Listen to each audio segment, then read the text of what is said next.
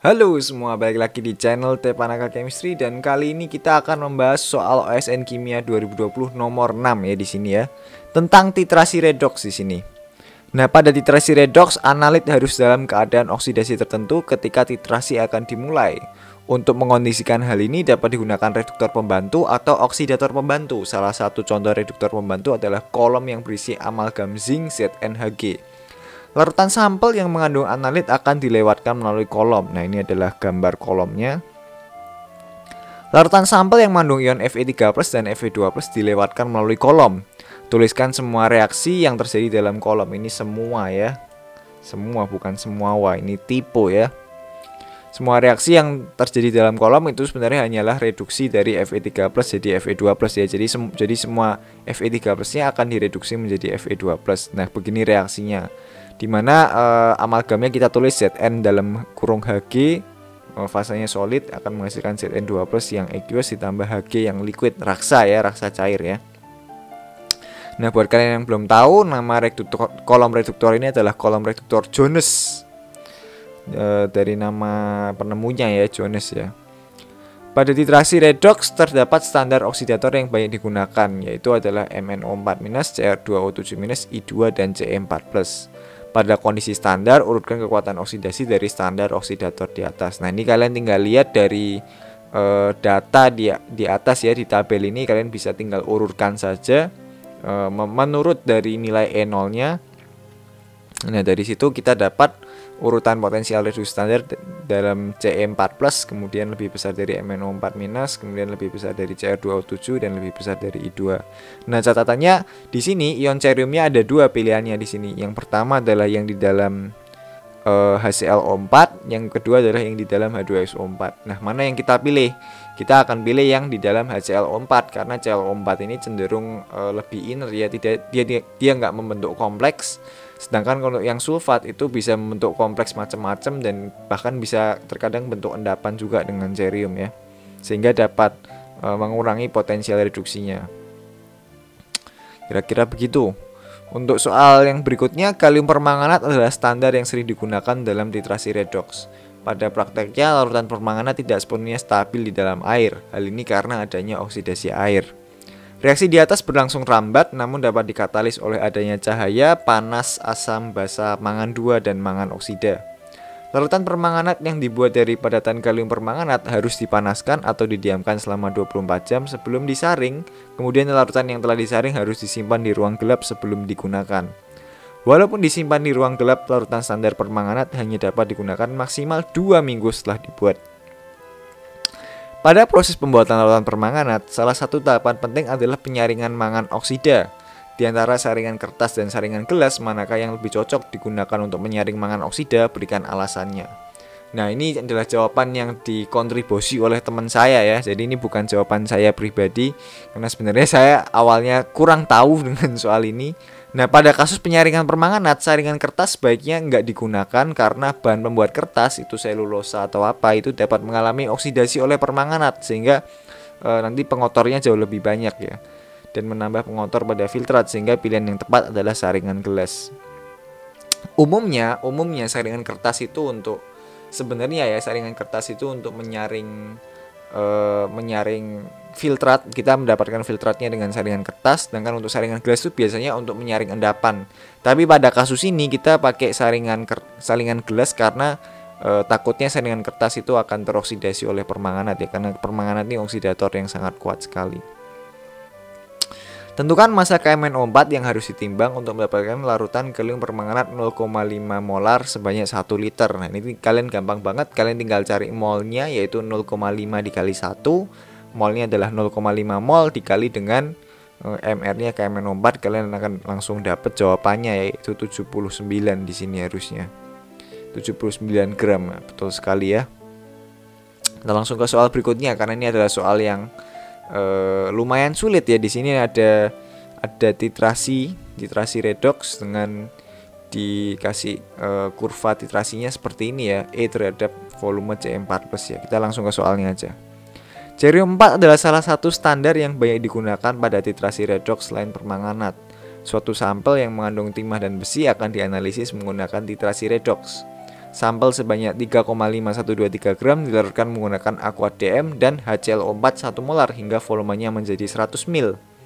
Larutan ini kemudian dilewatkan melalui kolom reduktor pembantu yang berisi ZnHG untuk menghasilkan SN2+ dan Fe2+. Oke. 50 ml larutan ini dipipet dan kemudian dimasukkan ke dalam labu Erlenmeyer. Larutan ini dititrasi menggunakan larutan standar Ce4+ 0,01 molar.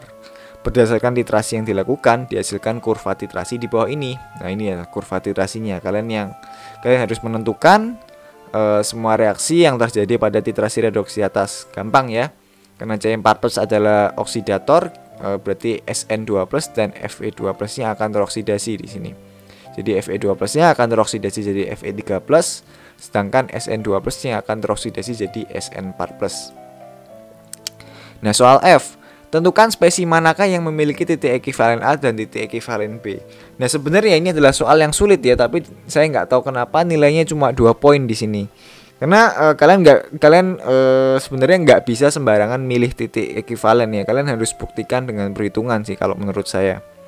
Nah, pembuktian dengan perhitungannya itu seperti ini. Secara sederhana, karena E-nya lebih besar dari SN4+ dan SN2+, lebih besarnya itu termasuknya jauh sekali ya. Maka titik ekivalen pertama adalah oksidasi timah ke spesies timah 4. Itu secara sederhananya, tapi secara kompleksnya itu kayak gini sebenarnya. Jadi kalau misalnya kita punya reduktor, konsentrasi reduktor atau konsentrasi logam yang kita oksidasi dengan Ce, logamnya bisa Fe atau bisa Sn, kita tuliskan sebagai MRED ya. Dan bentuk teroksidasinya atau produknya adalah MOX. Kita dapatkan dua persamaan seperti ini.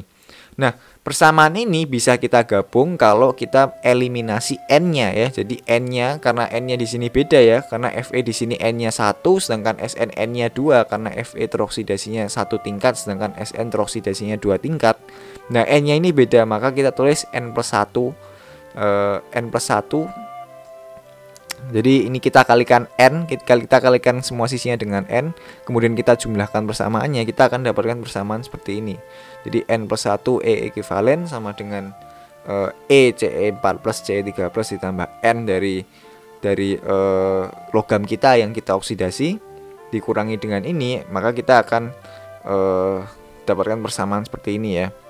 Nah, pada titik ekivalen pertama kita tahu bahwa mol ekivalen satu reduktor akan sama dengan mol ekivalen oksidatornya, atau kalau kita tulis konsentrasi Ce4+ itu akan sama dengan N dikali konsentrasi dari reduktornya, atau konsentrasi Ce3+ itu akan sama dengan N dikali konsentrasi produknya. Jadi Ce3+ dengan Fe3+ ini akan sama, dan Ce4+ dengan Fe2+ ini akan sama. Itu yang kita tahu ya di titik ekivalen ya.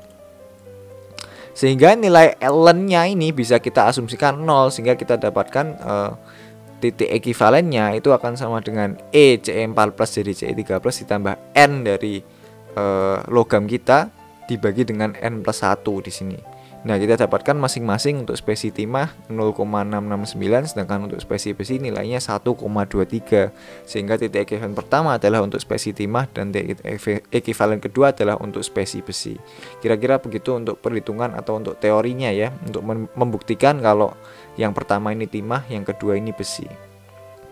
Kemudian untuk soal G, tentukan kadar Sn dan Fe masing-masing di dalam sampel, dimana dikasih tahu AR-nya segini ya. Nah, untuk menentukan kadarnya kalian gampang banget, kalian tinggal asumsikan kalau titik ekivalen pertama ini 25 mil ya, dan titik ekivalen kedua ini 35 mil di sini. Sehingga untuk titik ekivalen pertama kita dapat konsentrasi dari timahnya, sehingga kita bisa langsung cari masanya. Ini dengan perhitungan di sini 100/50. Ini kita dapat 100/50 itu karena di sini di yang pertama ini ya. Sampelnya itu kita larutkan menjadi volumenya 100 ml. Nah, larutan ini dipipet sebanyak 50 ml, sehingga kita selalu ingat ya, kalau pakai aliquot kita selalu kalikan volume awal dibagi dengan volume yang diambil atau aliquotnya. Sehingga 100 dibagi 50 dikali 25 ml kali 0,01 molar kali dengan AR-nya dari Sn dibagi dengan 2, kita akan dapatkan Sn-nya tuh 0,0296 gram, atau kalau dipersenkan ini kecil banget ya jawabannya ya, 0,845%. Nah, Untuk FE juga sama caranya, kita akan dapat FE-nya itu sebanyak 0,318%. Jadi ini sebenarnya jawabannya kecil-kecil ya untuk soal G ini. Nah, di sini ada banyak pertanyaan di kolom komentar, kalian bisa lihat dan beberapa sudah saya jawab ya. Jadi kalian bisa yang kalian punya pertanyaan di soal ini, kalian bisa rujuk ke jawaban saya di kolom komentar. Nah, terima kasih untuk yang sudah menyimak pembahasannya, dan nantikan untuk pembahasan soal-soal berikutnya ya, di soal nomor 7 hingga nomor 10. Terima kasih dan bye-bye.